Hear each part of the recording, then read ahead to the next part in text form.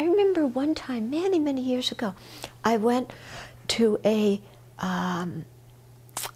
federal, an institution for the mentally, I don't know what the politically correct word is now. Then we used to call it insane, But I remember that there was one person there, kind of, really screaming and very upset about something, and there was nothing there. And then, or they were really, I can't remember if there was nothing there, or they were upset about us coming into the room, and they thought all sorts of things about us that weren't the case too. So then there was a person there, but then they put all sorts of adjectives on us that didn't apply. Yeah. So you have both those kinds of situations. Yeah. So that's basically what most of us are doing all the time. And it's only when it gets extreme that you get hospitalized. But, in all of our relationships with other people, we're most of the time, putting attributes on them that aren't there, or exaggerating something that's quite small and believing it to be huge and true. And thereby, becoming very confused and very miserable and very graspy in the process of it. Okay? So, that's why I invented this thing, Don't Believe Everything You Think. Bob Thurman said it would be a great title for a book, But it's really true. Don't believe everything you think, because a lot of the things we think are like nutty, And the thing is, what we have to do is, instead of believing I am that thought, I am that emotion, instead of equating the self and that afflicted mind as being one and the same, to realize I am not that thought, I am not that emotion.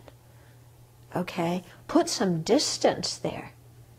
Because you can't be that thought. If you were that thought, you could never think anything else. But we clearly think something else at different times.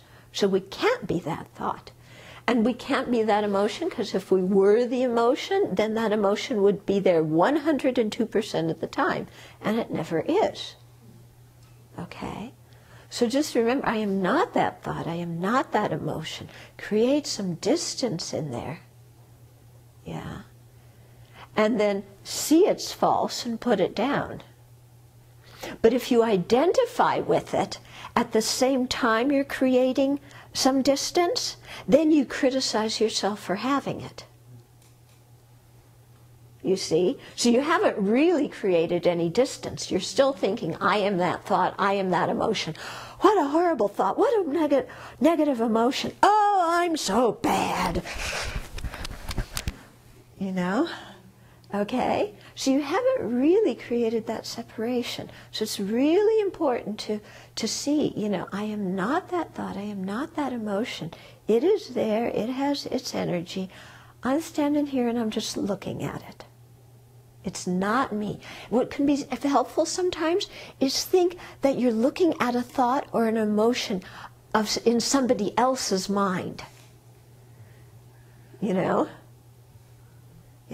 I'm reading somebody else's mind, ha ha ha, and look what they're thinking. Yeah? And then you can laugh at yourself, can't you? Yeah? You can laugh at yourself, and that's so important to be able to do, is to laugh at ourselves and to not think I am that thought, because we aren't.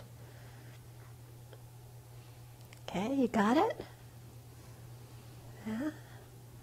So, we need to hear some giggling in the meditation hall.